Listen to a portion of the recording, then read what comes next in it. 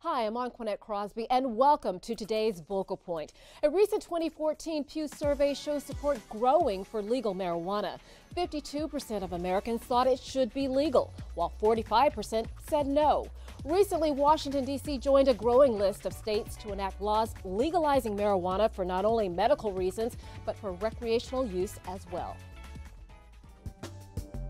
The passage of Initiative 71 allowed adults in the district 21 years and older to possess up to 2 ounces of marijuana for personal use and grow up to 6 cannabis plants in their homes. It also made legal the transfer of 1 ounce of marijuana one person to another as long as it's not being sold.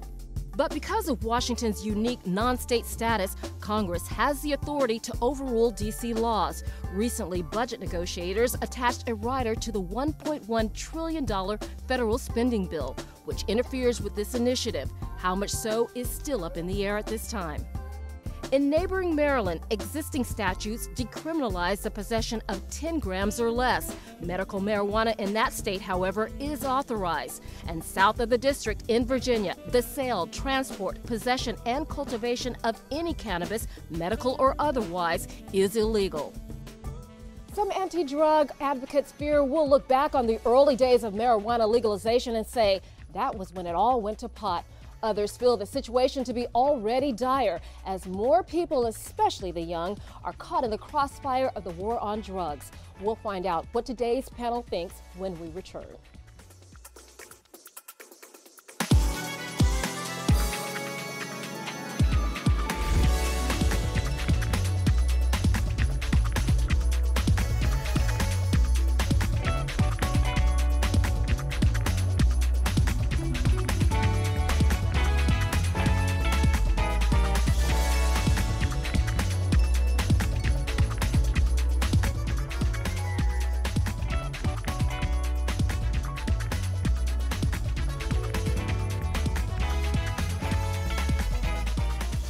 Welcome back, everyone. Let's get right to the introductions. William Jones is chair of Two is Enough, a group against legalizing marijuana. Seema Sadanandan is the policy director of the ACLU of D.C. Alan St. Pierre is the executive director of NORML, a nonprofit group lobbying to reform marijuana laws. Matthew Fogg is a U.S. Chief Deputy Marshal, retired, and speaker of LEAP, which stands for Law Enforcement Against Prohibition. Also with us today is Dr. William Lawson, who is the head of psychiatry at Howard University School of Medicine. Thanks to everyone for being here. Alan, I'm going to start with you, and this is from a July editorial in the New York Times. It says, the federal law that makes possession of marijuana a crime has its origin in legislation that was passed in an atmosphere of hysteria during the 1930s and that was firmly rooted in prejudices against Mexican immigrants and African Americans. Talk about that a little bit, and why are we seeing some of that, as you believe, today? The 1937 congressional testimony that was given could not be said today in polite society. It's so bizarre, racist, and non-scientific. Field Negroids developing superhuman strength under the drug are some of the ideas that are put forward. So it's not based in science whatsoever. So then something happened in the 60s, so we're moving up about 30 years. And what happened? Apparently more white college students were using the drugs, and then what happened? From about 1937 to the 1960s, there really weren't that many arrests, and if they were, they happened mainly to celebrities who got busted every so often and to poor minorities. But it wasn't until people coming back from Vietnam got busted using marijuana and a white middle class going to college using it that you then start to have a discussion around, should we legalize marijuana? But there's still all of these arrests. So can you give us some statistics? What are the actual hard numbers that show more African Americans, more people of color getting arrested? Yes, I think that you're exactly right. There's a profound racial disparity in the way marijuana laws are enforced across the country, and particularly here in the District of Columbia. 16th Street runs like a line across the city, and to the east of 16th Street, where you have more than 90% of the African American population, you have the overwhelming majority of arrests. And in fact, black people in the district, while only making up 50% of the population, make up 91% of the arrests. So that is a virtual selective enforcement. And what's so staggering about that is the stats and data we know about how people consume and use marijuana between racial groups. Black and white people actually use marijuana at approximately the same rates, and yet black people are subjected to nearly singular enforcement of this law. Now, it's particularly interesting here in DC because west of 16th Street you have some of the highest rates of marijuana consumption of anywhere in the country. So, William, let's bring you into the discussion. Even hearing the statistics, you're still opposed to legalizing marijuana in the district. Why so? Yeah, one of the reasons I think that I want to go back to something that Mr. Allen said at the beginning, the history. And I think we have to divorce the history of marijuana laws in the United States from the sins of in the past of America. The reality is the UN questioned why the U.S. was taking the legalization route. Most countries around the world have laws against marijuana use. Even predominantly black countries have laws against marijuana use. Nelson Mandela was very much against the legalization of drugs, and he said it poses a serious threat to our country. So when in the face of that, yes, America has had and is still in many ways dealing with chronic racial issues, but at its heart, marijuana it's been enforced disproportionately. That's not up for argument. That needs to be dealt with. But at its heart, it's a health issue. What's going to be good for the health of the nation? What's going to be good for the health of our youth? And to me, I don't understand the logic of why we give the law enforcement basically a free pass that has been disproportionately arresting African Americans and say, let's just legalize. To me, that's changing the subject. That's not really dealing with it. I say, the law itself is not intrinsically wrong. How it's been enforced is what needs to be dealt with. Well, let's talk about that. And we're talking about law enforcement, and we have an insider, as I like to call him. So Matthew, jump in here and talk about some things that you saw when you were out there on the street busting folks for marijuana. And how did you react to that, and how did they react to you? One of the things that we were actually even told was the more affluent areas, white areas, don't go into those areas because those folks know judges, lawyers, politicians. If you go in there, you start locking those folks up, you're going to get feedback, and before you know it, your operation's going to be shut down. So go after the weakest links. And then what happened is that turned out to be in a form of ethnic cleansing. Now, this is the problem that I got when you're talking about it from a law enforcement perspective, because there's nothing that I've heard that shows marijuana is so dangerous. Like, matter of fact, alcohol is much more dangerous when you're talking about somebody getting behind the wheel and the things that we know that people can do with alcohol. But yet we had law enforcement people running around, going after people. I mean, getting to the point where, you know, your quota's up, going after people who's got a joint or a seed, you know, small things. That when I was out there on the street and I was running task force, I used to tell people, just throw that stuff away. I didn't even want to lock them up. Man, don't even, just flush it, throw it away. So you're talking about alcohol being worse, and let's bring in Dr. Lawson. Do you agree with that? I think that's a jury that still needs to be considered. The fact of the matter is that we're trying to compare apples and oranges. Alcohol, you can regulate the dose. The long-term effects are well known. Marijuana, in many cases, we don't know. We're very actively involved in the project. We used to laugh about reefer madness and the idea that it causes psychosis, but there's overwhelming evidence that if you use it chronically for long periods of time when adolescent, there is a significant risk for developing psychosis later in life. Now, is that a reason to lock people up if they use it? I leave that to the politicians, because clearly it doesn't work very well, and adds to the huge amount of data we have showing that incarceration is an incredible health problem for the African American community. Matthew, did you feel that those resources could have been better spent to go after other criminals? Absolutely. From the burglaries, robberies, and murders, it's so many things that there's so many unsolved serious crimes out there that we could put manpower in those areas and try to stop that instead of, you know, again. And then when we look at the racial disparities, I had a real problem with that. I always said if it was an equal opportunity enforcement operation, we wouldn't be having this conversation today. So that's really one of the issues that we... William, when you hear this, what do you say? Again, I think we have to divorce the two issues. The unequal enforcement of laws in the criminal justice system, that needs to be dealt with. But it's its own issue. And by mixing the two, we're doing a disservice to one, the unbiased research about marijuana, and also the focus that needs to be held on the criminal justice system. a recent case, Eric Garner, he was selling a legal drug, tobacco, and he was still accosted by the criminal justice system, and it led to his death.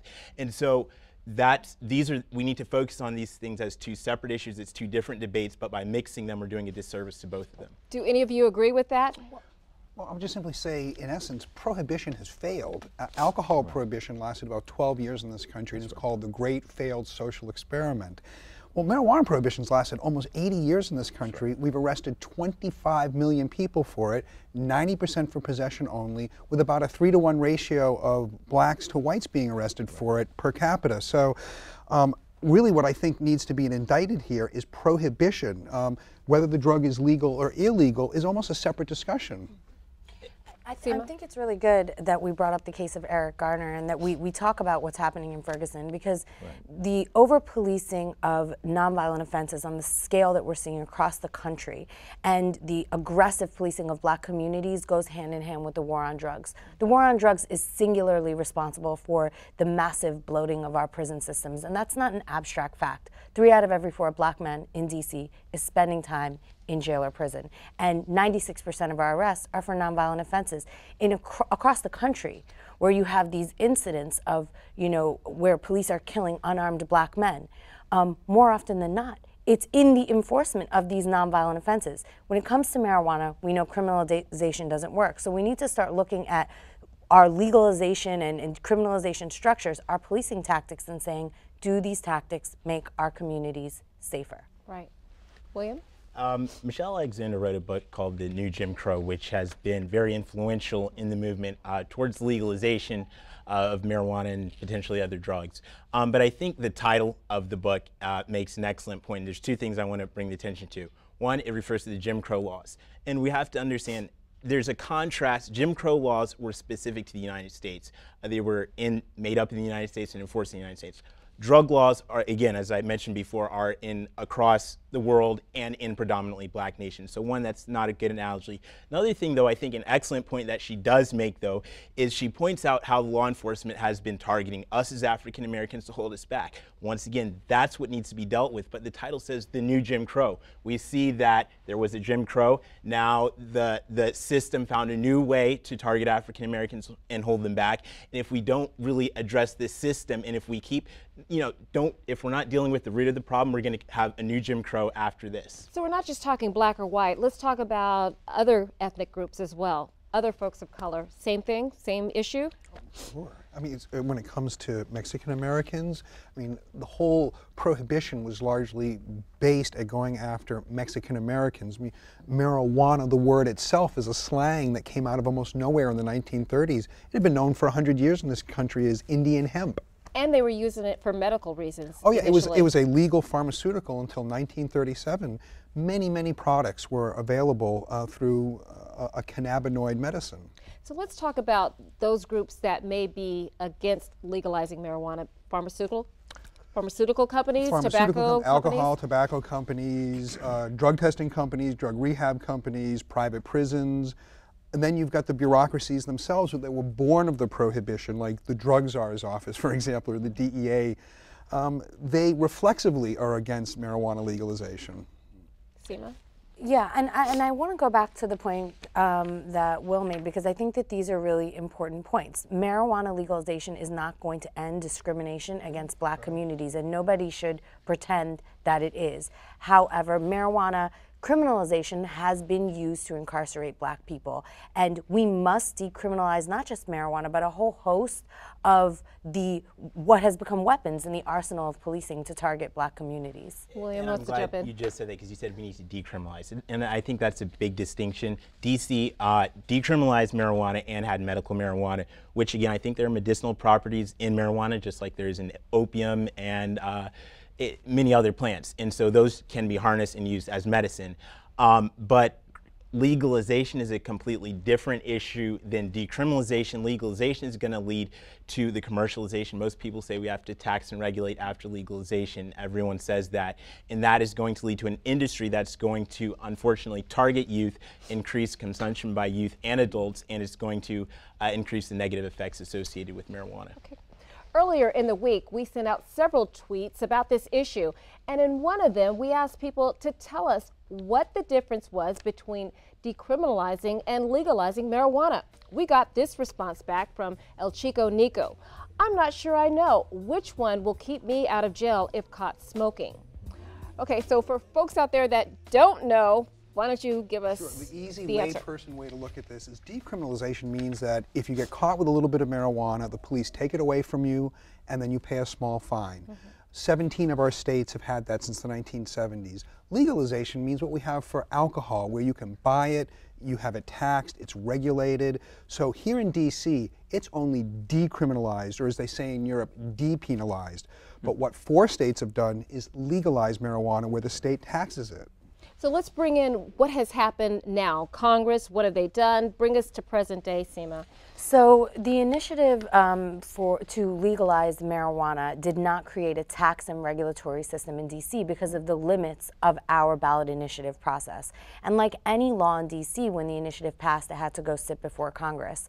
What Congress did is attached in the appropriations a rider to our budget saying that we could not spend money to enact a law to legalize or reduce penalties for marijuana.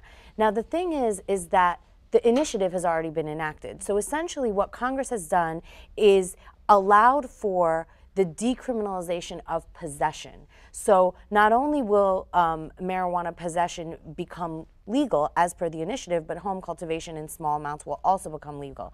But it has disallowed any tax and regulatory structure. And I want to say we have a great example of what no criminal penalties look like. And right here in DC, and it's west of 16th Street in white communities where you have some of the highest rates of consumption, and you have distribution going on as well. And no criminal penalties virtually, and the sky hasn't fallen. William? Once again, we need to deal with this unequal enforcement of law in the criminal justice system. That's a separate issue. Tax and regulate, though, is a very serious issue. Most people that are for legalization say then we need to, just like people say, you know, just like we have with alcohol and tobacco. That's of a huge concern to me. According to the CDC, 70% of 12th graders have used alcohol because there's an alcohol industry, and there's 136 million people across the nation who use alcohol. According to the American Lung Association, 68% of smokers started at age 18 or younger. And what's the percentage for? I'm missing the percentage for high school use as well. But it's there's 36 million people that use tobacco. For marijuana, it's just 19 million compared to those other figures. And so what we're going to see with the tax and regulation, like alcohol and tobacco, we're going to see a vast increase in users of marijuana and youth users, because that's where the target is for these companies. Unfortunately, just like with tobacco and alcohol, most people don't start after the age of 21. Dr. Lawson, do you agree with that? To some extent. I think the real issue, again, is that we keep talking about marijuana. But we now have THC, the active ingredient in marijuana, perfectly available at a prescription, and a physician can write a prescription for it right now. The problem is that most people don't get much of a euphoric effect from taking the pill, and it's not at all clear that it affects all the others. So the real issue is, how do you determine what's safe and effective so that we can have no restrictions? Right now we have a product which is then poorly tested, in which there's a lot of different cannabinoids that we really don't know what their action is. Some of them may be helpful, some of them maybe not. We don't have the data. And as a result, I think we need to have some restriction to make sure that it does not get to young people, and make sure that people do not use it chronically for those who get into trouble later. So are you saying, like with a pill, there's a dosage that you know to take versus with the pill of one thing, the THC. We have research on it, we know what's going on. There's about 40 other cannabinoids in there, we don't know what they do. Some of them may be wonderful and do wonderful things, but some of ours may be very, very adversive. Okay. Well, this is an area where I think almost everybody can agree, even if they oppose the legalization of marijuana, is for the federal government to remove the absurd scheduling of marijuana at Schedule 1 with heroin and LSD. It should be a lower schedule like methadone and cocaine and barbiturates and Valium, so at a minimum it can be researched, because the research that the good doctors inferring that we need, you just can't do in the United States. Actually, you know, and I want to respond to something Will said, because there actually is no evidence that legalization increases youth rates in any significant way. And in fact, I have kids, so what I do know about kids is that when you want them to do something, punishing them or telling them not to do it usually doesn't have the desired effect. What does have a desired effect on human behavior in general, and I'd love to hear what the doctor in the house has to say about this, is incentives. You can positively incentivize good behavior and bad behavior. Similarly, the federal grants that are being provided to police departments across the country are incentivizing large numbers of arrests for drugs. And so we need to deal with the system that's producing the inequity. Racial injustice is not just a product of, you know, white people not liking black people. It's a system which reproduces inequity, and we need to be brave and courageous as we deconstruct that system and start to look at our social problems and say, how do we want to actually make our community safer? A single federal grant program called the Burn Grant Program creates the impetus for local police to make all these arrests. If that program ceased and the local taxpayers had to flip the bill for these arrests, it would change overnight. Okay. Well, let's take a break here to watch some scenes from a pro-marijuana film entitled Normal Life. And Alan, I believe you participated in the program. Let's take a look.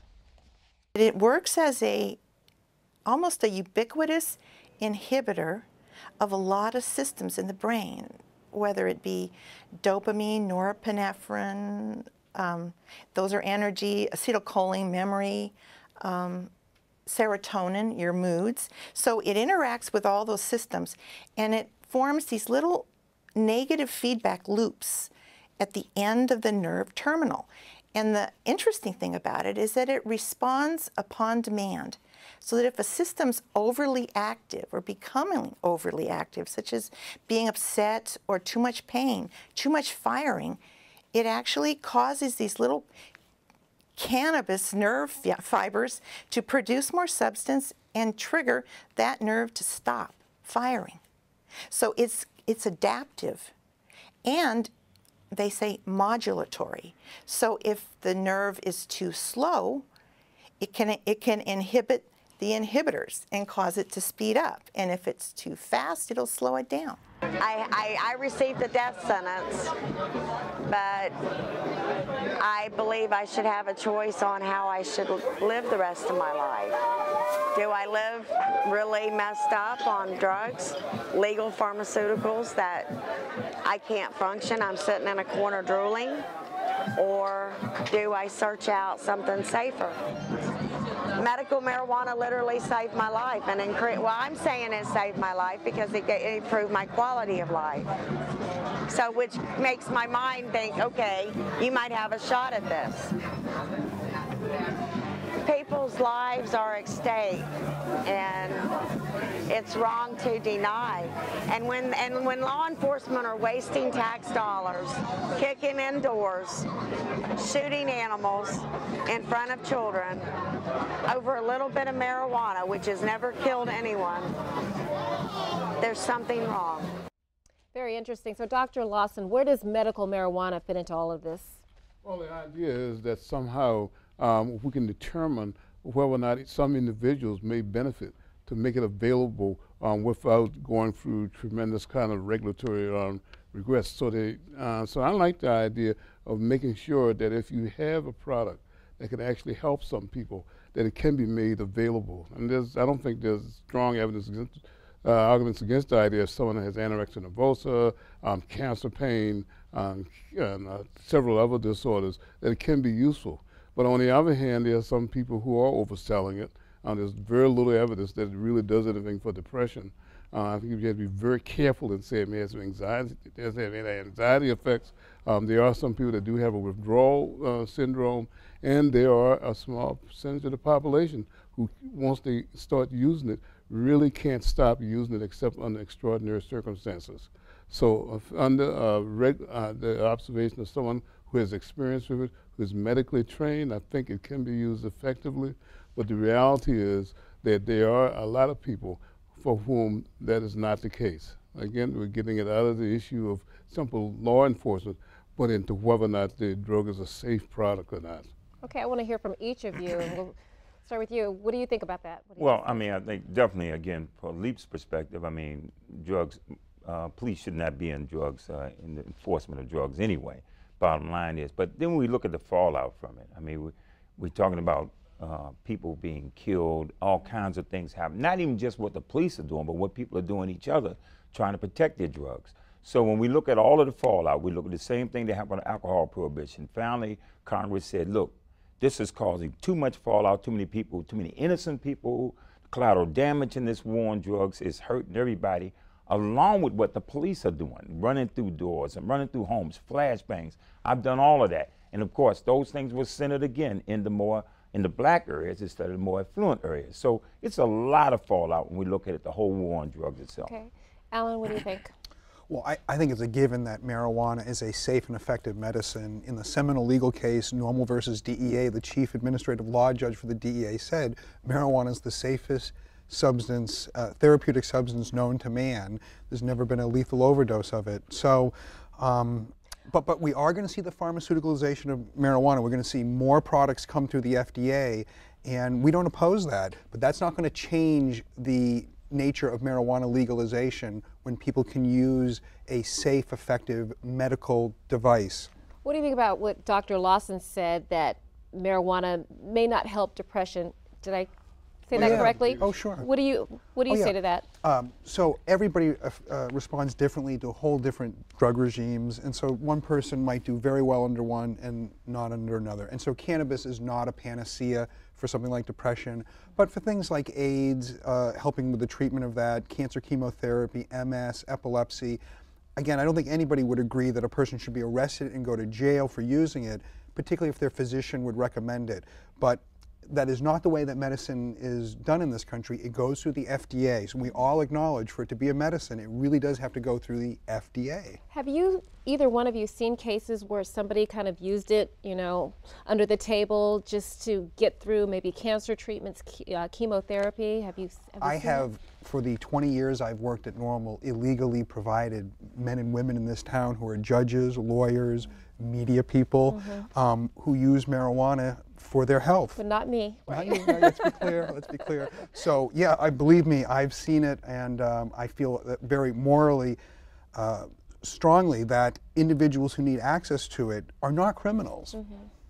I think it's interesting to note, you know, some of the things that we're hearing here today reflect the discourse that followed and that led to legalization in Washington State and Colorado, and that is a safe marijuana discourse. The marijuana prohibition is more dangerous than marijuana itself.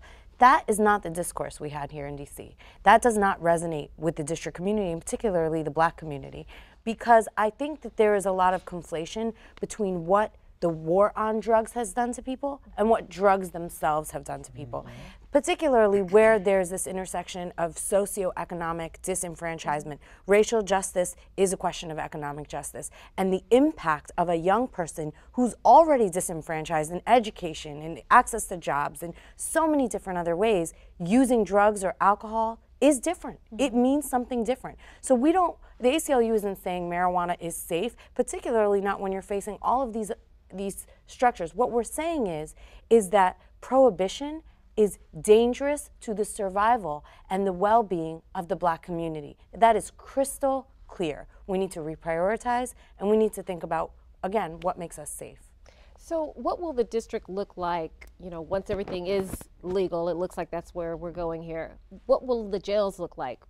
Will it be a different landscape? Well, we've already seen the data is clear. The ACLU and others have done a great job championing the fact that there is a massive reduction going on in marijuana arrests since July, since the DC City Council voted to just decriminalize marijuana before we voters voted 70 percentile to legalize it. So the numbers are already dropping like a rock in DC based on the current law. So we're seeing a reduction, well over 3,000 arrests every single year after the initiative goes into effect. And so that's really important. But there's 45,000 arrests every year, 96% for nonviolent offenses. So we need to look at marijuana, but we also need to look at the open container laws. Marijuana, essentially, what we found now is that it's not a gateway drug, but it is a gateway into the criminal justice system.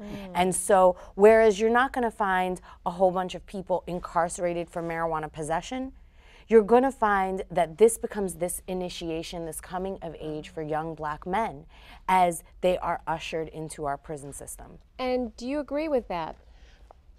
One thing that I think is hugely significant is that the African American community has one of the lowest supports for legalization of marijuana. A poll just before the vote that we had on November 4th showed that that 54% of blacks were in favor of legalization versus 74% of whites. There's a huge, and that's because in our community we've seen the devastating impacts of marijuana use in our own families, and so the legal, once again, the jails will have less people that were incarcerated with marijuana as the excuse, but I think you're going to find it very hard. Few people will believe that the actual number of African Americans in jail is going to be fewer. The excuse will have changed, but the actual number of us incarcerated because of the corrupt criminal justice system is not going to change, and that's what we have to deal with. We can't keep mixing these two issues to get marijuana through. And that's really what's happening. So I'm not sure about the poll that Will is referring to, but what I do know is that before the ACLU released our local report, support in the African American community for marijuana reform was at 37%. Beyond low, no support. After the campaign, it was, and after the initiative, it was more than 60%. So what you need to understand is that in just over a year, that is the amount of support that was gained, not to mention an unprecedented showing of 9 Baptist ministers and their churches who came forward and said it's time to end marijuana prohibition. How come those numbers changed? Well, I suggest that there's probably 4 or 5 reasons that are really driving this. Baby boomers are finally coming to power in every institution, and they have a different attitude about marijuana than the World War II generation, or as we call them at Normal, the Reefer Madness generation. The internet, that people can pull down 22,000 studies that have to do with marijuana. Medical marijuana in 1996 being voted in by the citizens of California have created a situation where you can say, you can have a marijuana dispensary on a main street, and it's not a big deal. Children don't use it more, there's not more accidents on the street. And also just after, again, 70 years of, 80 years of marijuana prohibition, we're just sick of it. I think, though, this prohibition term I think is very misleading. Prohibition with alcohol, there were bars, there were places, stores selling liquor, and then we had prohibition. With marijuana, once again, it's not exactly analogous. We don't have, except in Colorado, we don't have, stores that are selling marijuana and whatnot. And that would be a little bit more analogous to saying prohibition. We don't have that, so I don't think we should use that term. I think it's misleading. But let's look at places that have changed their laws on marijuana, like the Netherlands. From 1986 to 1994, saw youth use triple from 15% to 40%. 44%, that's the fact. Colorado, which legalized, no longer has a majority support for legalization, according to Suffolk University and USA Today poll that was done there. Now 51% of people are against legalization. The Colorado Department of Health, edibles has been such a problem because there's been a 200% increase in young kids being admitted to emergency room for accidental ingestion. They tried to issue a ban on all marijuana edibles. And so Great Britain, which also changed their laws on marijuana. There was a paper there, The Independent. They were very much in favor of it. They led a rally of 16,000 people to London Hyde Park to change the laws on marijuana. 10 years later, they issued a public apology in the newspaper because youth use had doubled. Adult cases of mental health illness in adults had doubled. As well as addiction in adults. And so they issued, they said, we're sorry for supporting this. So places that have tried it are regretting it. And nationally, a Gallup poll just showed, that came out, I think 3 weeks ago, showed that support has been down across the nation 7 percentage points from last year. It was 58%. Now it's 51%. Okay, and people are starting to see a lot of happening. numbers there. I want to get back to why this is happening, and I don't disagree with anything you said, but I think there's another reason, and it's the same reason you have hundreds, thousands, tens of thousands of young people on the street, because there is this movement, this uprising happening that Black Lives Matter. And I think that our next generation is viewing the war on drugs as the iteration of the new Jim Crow of their generation. This is our movement. This is our moment to say, Black Lives Matter, our system doesn't work, and this is our system, and we get to decide what it should look like. So I think that the connection between the realization and this championing by people of color and coming to the front and saying, this is being disparately impacted on us, and we need to own this and own the solutions. I think that's a part of the reason why we're seeing this transformation in support for marijuana. So as a young African-American man, you can understand what she's saying to that point, right? Of course Black Lives Matter, and I've said this several times, the disproportionate arrest rate for, guys my age using marijuana, which is I'm 9 times more likely to be arrested for using than a white guy, that's despicable. But we can't keep mixing the two issues. We have to keep, one is a health issue, one is a racial inequality issue. By mixing the two, it's a disservice to both of the issues, and it doesn't allow for a clear debate on the real issues at stake. And that's what we have to address. Matthew, you want to jump in? First thing, I'm glad he mentioned Netherlands, because crime is down. What they found when they legalized, they found the overall crime is dropping. And then what I'm saying, this is a crime. We're talking about a civil rights violation. You're talking about systemic civil rights violations. If we as law enforcement officers are directed not to lock up white folks and go after black folks, that is a crime in of itself. So what we're saying here is that crime is still being committed. It coincides. There is a connection with the crime rate, and when we're talking about prohibition, the way it is applied today. So my main concern is we are violating these folks' civil rights. That's what we are doing as law enforcement officers if we are going in that direction. So then overall, again, crime is down where they say marijuana use is being allowed as opposed to being prohibited. And that's my main concern.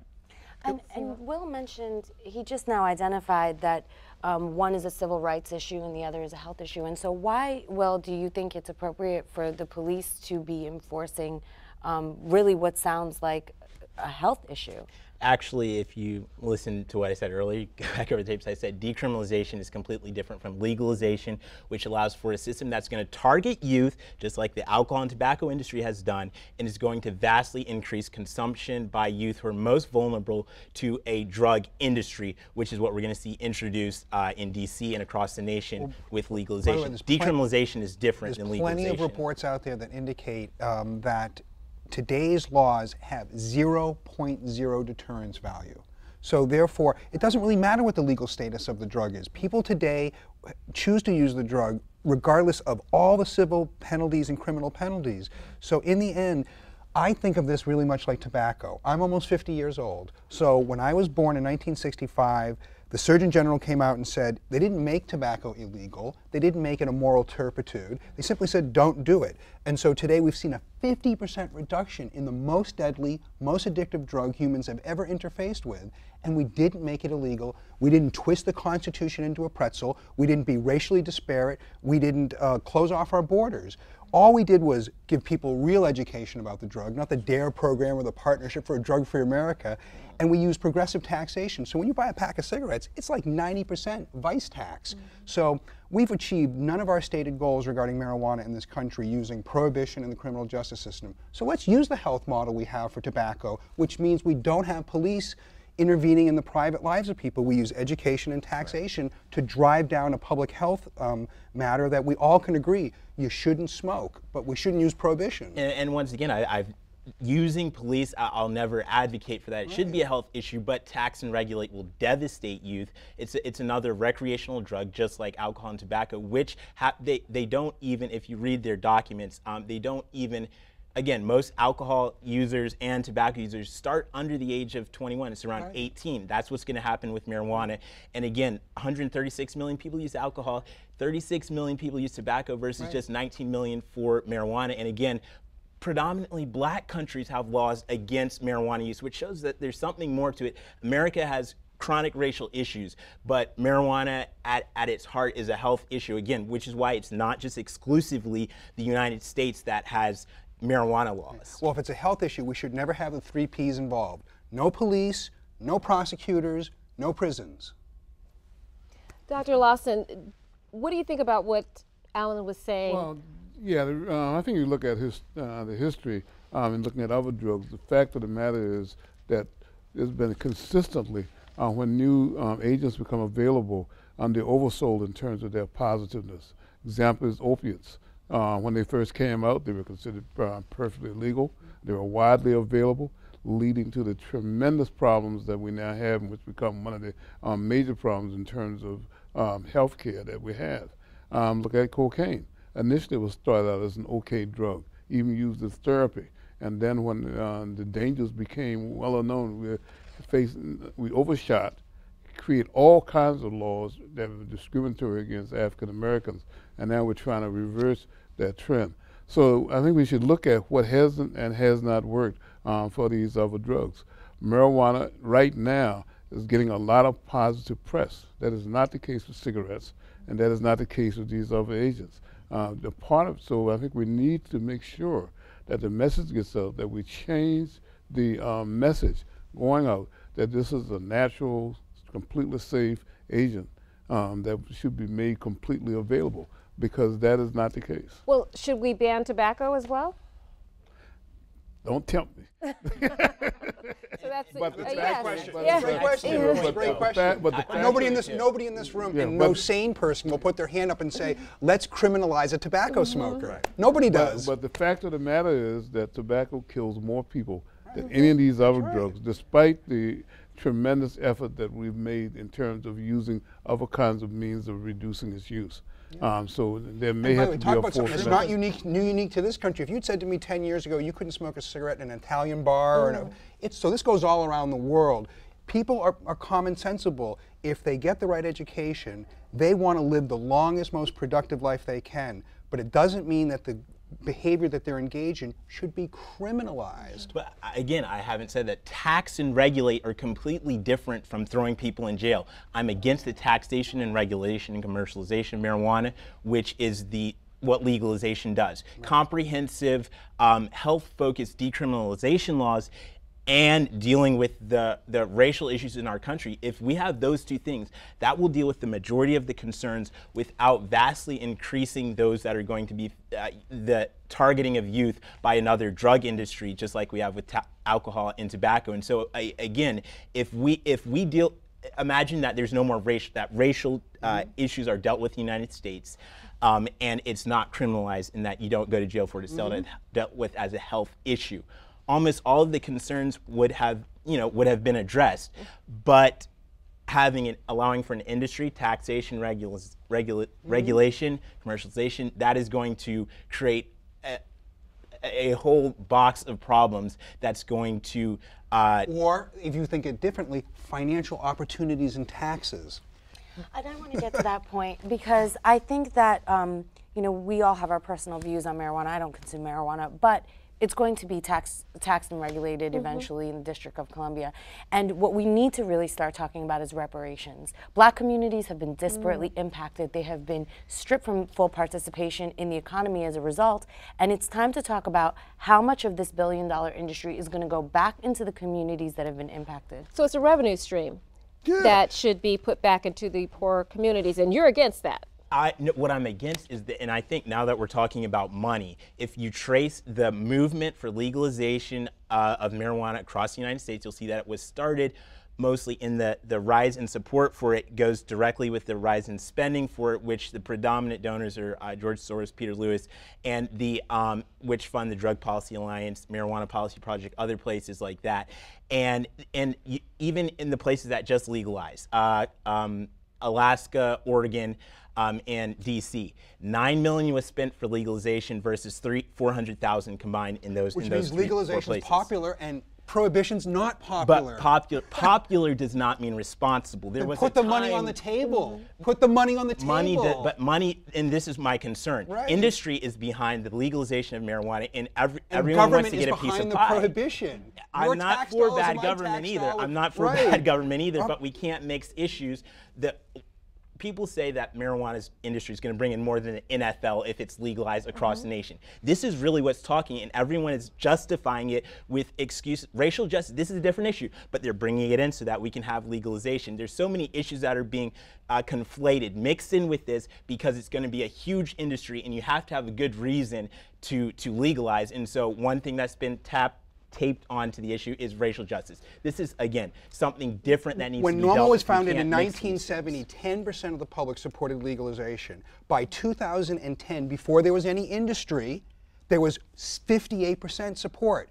So America changed without any industry for marijuana. But the industry that's been here is literally gonna billionaires. benefit- they're gonna That benefit 4 from million, it. George Soros, Gentlemen, 4 I just want to million say, is spent you know, every- George Soros it's interesting that you're able to link all these organizations to this funding stream. George Soros is a champion of civil rights and civil liberties, but George Soros didn't actually tape racial justice to marijuana. In D.C., young teenagers did. They came to me and said that they were being stopped and profiled for marijuana despite not having it. It was being used as an excuse to stop and search them wrongfully. Civil rights violation. We identified it, we researched it. We're not promoting use of marijuana amongst young people. And actually, young black people that I speak to by the hundreds every single year, that's not the focus of what's moving most young black people. It's racial profiling, it sounds like. It's racial profiling, exactly. And when police come out against it, when we actually see how the disparities and what's going on with it, then I say you really need to look at it, because of the fact, I say it all the time, if we just got together and said, okay, tell you what we're going to do, keep marijuana being illegal, but let us go into the other areas and enforce it, we won't have this conversation. It'll go away, because I can tell you here and now, they will quickly change the laws to legalize it. But so that's, again, what I'm just simply saying to you is, we've got a situation where not only our young black men are being stopped, and like you said, every time one gets killed by police officers under some other circumstance, first thing they do is, did he have marijuana? Has he ever been locked up for marijuana? We look at their history. We completely disparagingly go after people when we know we were wrong. And marijuana is one of the first things we try to use to say, well, he got locked up for marijuana at another time and it had nothing to do with the crime. So I'm just saying to you, when we look at the whole picture, law enforcement officers, when we step up to plate and we see that this law is not only is it racist, but it puts us in danger. It puts a lot of people in danger by us even having to go out and enforce it. And it keeps us from going after rapists and people who are really hurting people. We're just saying to the public, we've noticed this now, and we're saying to the public, you need to get on board, and this needs to become just like cigarettes and just like alcohol. It needs to be treatment over incarceration, over prohibition. If you run the tape back, though, if you knock down a straw man, it's so easy. You'll never find me saying that you should be put in jail or that it should be this issue. I said decriminalization, responsible decriminalization laws are a good thing, but I have staunchly been saying legalization is a bad route. So again, I'm not saying that. And another thing, intrinsically, again, we have to look at all the countries that have marijuana laws. Intrinsically, marijuana laws are not racist. Enforcement in the United States is racist, and that's what needs to be dealt with. And we can't keep mixing the issues. I don't understand this mixing the issues thing. You see, the laws around the world are influenced by the U.S. position on drug laws. This is not independent nations that are economically not intertwined or dependent on the United States in many ways. That could be a whole nother show. I'm not going to say much more about that. But what I am going to say is I know a lot about children. I have 4 children. When I want my children to understand something, I sit with them and I talk to them. My husband and I do that. We need to bring people home. We need to bring communities and families back together, bring these decisions, these influences from our families and our homes and our communities. We cannot do that when 3 out of every 4 black men is being sent off to jail or prison. So when does it become, is it morals versus money? Meaning the pharmaceutical companies, the tobacco companies, government, when they want to go ahead and say, you know, no, we're not legalizing it, is it about morals or is it really about a money issue? Well, the bottom line, especially for the big companies. I would suggest up until very recently, it has largely been a moral issue because the government wrongly cast it as a moral issue. In a country where alcohol, tobacco, and hundreds of thousands of pharmaceuticals, where people line up in the morning for a Starbucks coffee. Why? Because they like the taste of Starbucks coffee? No, they're caffeine addicts. So the idea that a marijuana consumer should somehow or another be facing the criminal justice system, that's a pretty hard thing to tell a 12-year-old because they can detect, why is there such disparity? And I think that, you know, it's important to remember that police are not mental health professionals. Police are not social workers. In fact, police don't belong in schools. In fact, police are not effective in many of the roles we have placed them in, and it is making it danger not just for young black men and young brown men, it's making it more dangerous for police. Let's talk about that, Matthew. Well, no, I mean, there's no doubt about it. I mean, if I got again, there's 2 things that happens in law enforcement. We got the cop that is looking for the arrest. He needs to get his numbers up. So he's looking for any reason to pull you over, stop you, and he can just simply say, I smelled marijuana. That's probable cause. The other side of it would be is that why am I stopping people when I might stop somebody from marijuana when I could be out there, like I said, going after somebody that's a rapist, a murderer, you know, putting more manpower into that so we don't have all these unsolved murder cases and so forth. This is where we could be best using this manpower. So it does put us in a, and then on top of that, when you're running it through people's homes and you're getting people upset or you're jumping, sometimes folks will react, just like we saw the guy react in New York. He wound up getting killed. I've seen a lot of cases where it's marijuana, something small, and they're running through people's homes, throwing flashbangs, doing all of this stuff, putting our lives in danger and the lives of those folks that we're going after. Dr. Lawson, hearing this, how do you feel when you Well, when I think that you tell raised another interesting point. We're saying that addressing this in terms of taxation and finances is a benign situation, but the situation in New York, he wasn't choked to death because he was using marijuana. He was choked to death because he was violating the cigarette tax laws. And so again, these are not benign because the taxes were too high, right? So that's the thing in New York all these years. Something so simple, what we just saying was a small thing that they ended up taking this man's life over for cigarettes, which the same thing happens with marijuana. What I'm saying to you is, if I can justify, once again, once I stop you and then I say, okay, well, he resisted arrest, so I shot and killed him. This is what I'm saying to you. This is what happens over and over that we're seeing on these small type of things. That why are we killing these young men for something that really, when you look at the basis for the stop, it wasn't necessary. So that's all. That's the reason why I was making I that know. point. But again, the point is that we're trying to say it's just finances versus legalization and so forth. The issue is that, as you said, we need to separate out the discrimination issue. We need to separate out the fact that it's not just finance. Let's bring it back to safety in terms of whether or not this is a good way, it's a good product to promote for safety in our society. And we should be very clear and unequivocal about that. Right now, again, we're sending out mixed messages. Okay, we're going to wind down our panel discussion now and give our audience members a chance to chime in. And before we do, I'd like to share a response from another tweet we sent out. We tweeted, Congress is meddling in DC's new pot laws. What's your take? Tell us. Hashtag gone to pot, hashtag Vocal Point WHUT. Now, Hi Blackbird tweeted back, if the federal government paid as much attention to its own business as it did the districts, the whole country would be in much better shape. And Y25 said, Congress needs to meddle. This is a bad idea for our children. So let's see what we have here. Is anybody going to step up to the mic with a question or comment? Recently, I was working in a social program that worked much like a halfway house. Most of our clients were in on drug-related issues. A lot of them were into using marijuana. In order to get around being tested positive, they often would use K2, or synthetic marijuana. That was a terrible combination with some psychotropic drugs they would be on. So when I had to vote for 71, I voted yes, because I saw something very negative when they had to go chemical. So I'd like to know, as far as legalization is concerned, if the alternative is doing something chemical, which can often be a grab bag of random drugs, would it be better, the lesser of two evils, if you will, to legalize and not make it so criminal to use? Thank you. We've never even thought about that question tonight about synthetic K2. These products are a direct outgrowth of prohibition.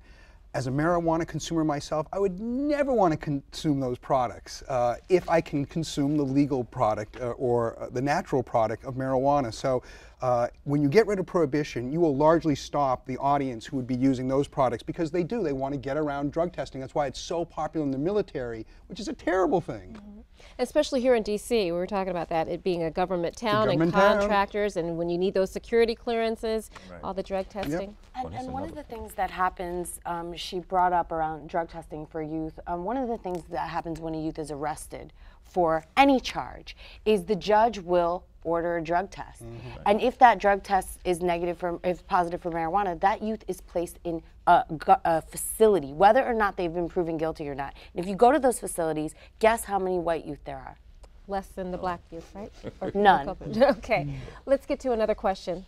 Hi, my name is Hope, and I'm glad she said that because that was part of my point. We waste a lot of money on stopping or criminalizing marijuana when it's actually a medicine. I guess I'm outing myself as a medical marijuana advocate. There's a website called DC Cannabis, dccannabiscards.com/hope. Because I try to get people to sign up to get medical marijuana cards. And if you're trying to stop smoking cigarettes, you can get a marijuana card. There are like 100 ailments on the website that you can get a medical marijuana card for. And I wanted to point out that there are a lot of black women getting incarcerated for the same. You're focusing on black males, but there are a lot of people in the system. I won't drive with a Rastafarian right now because I don't want to get stopped for racially profiling. So my question goes to, and it's not really a question, more of a comment about we're wasting so much money on drug testing, not only for that, for jobs. I believe that the employment rate will go up if we legalize marijuana across the whole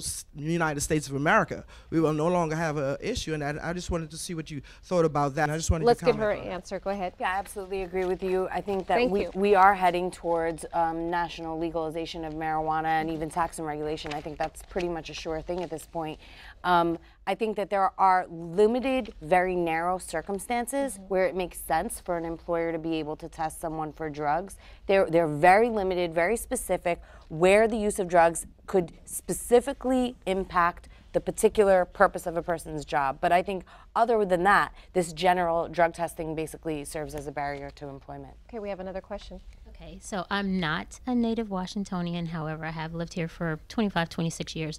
I think this discussion has been very good, particularly from the perspective of where we are right now, about the diverse opinions, about the solutions, and getting to what really should be attacked. And I just want to say I disagree with the concept that we need to separate the issues. I think in order to come to the best possible solution, we have to look at all of those different issues and really get down to what essentially is the issue. And I really like what the doctor just said, because I think that is backing it up closer to what the true issue is. So that's just my comment. And I would like to hear the doctor's perspective, possibly on from a philosophical point about this concept of needing to separate the issues. Okay, thank you very much. Very briefly, can you answer that? Yeah, I think that unfortunately sometimes we have to separate the issues in order to move forward. When we make them too complex, it's hard to make policy decisions in others. I think, though, just quickly add what the doctor said, but I think our main concern is we can't separate the race issue out of it. That's my main concern. Once we put that into it and add that as a part of our whole enforcement operation and what we as police do, again, we realize the impact we're having on society, the long-lasting impact for police records, people not being able to get jobs. All of the things that come out of it, not just the danger of it, but what we're doing to people's lives down the road. The young kids that see those flashbangs goes off, and we're using the militarization of police, going in people's homes. All the stuff that we do, we're having a lasting impact that you have to add that into the formula when you look at what's the best practice. All right, well, we're going to have to stop it there. Thanks to our studio audience for all your questions and comments, to Dr. William Lawson, Matthew Fogg, Alan St. Pierre, Seema Sadanandan, and Will Jones. We thank you for your insight, and to you at home, thanks for watching. Happy holidays and Happy New Year to everyone. Until next time, I'm Anqoinette Crosby, and I'll save you a seat.